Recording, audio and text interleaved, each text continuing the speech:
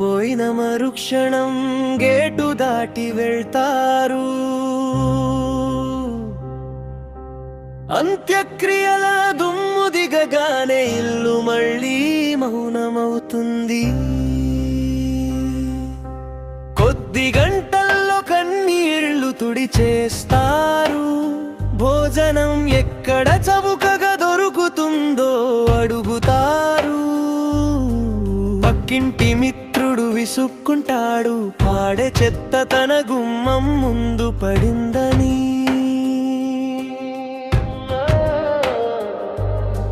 నీసల్కి వచ్చే కాలస్ పిల్లల చేతుల్లోనే మిగిలిపోతాయి.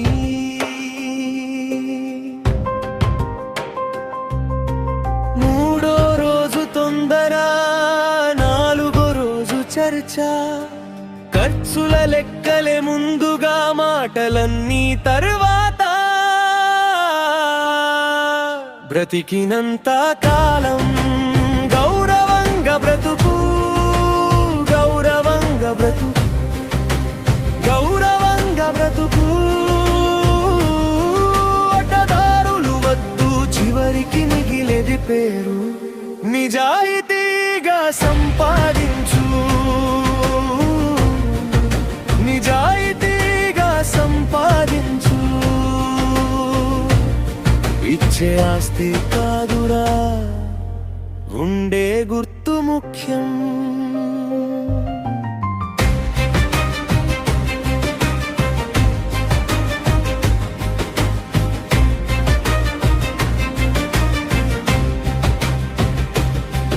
పదకొండో రోజు భోజనం అయ్యాక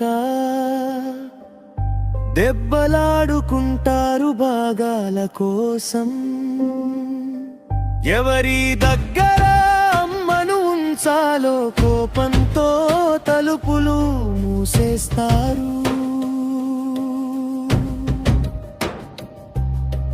పెద్ద కూతురు తొందర పడుతుంది, పత్రాలు ముందే పంచమంటూ.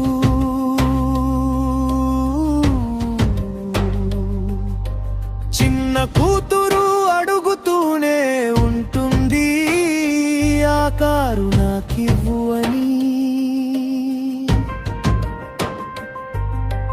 చిన్న కొడుకు ఢిల్లీకి వెళ్తాడు, సెలవు లేదు అంటూ చేతులు దులుపుతూ.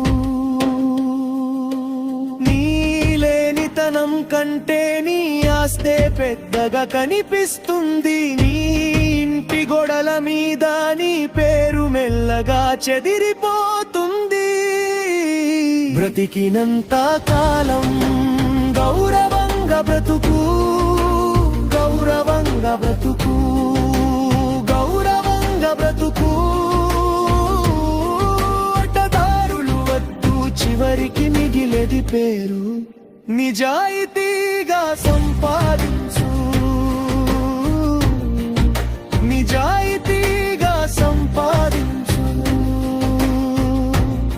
ఇచ్చే ఆస్తి కాదురా, ఉండే గుర్తు ముఖ్యం.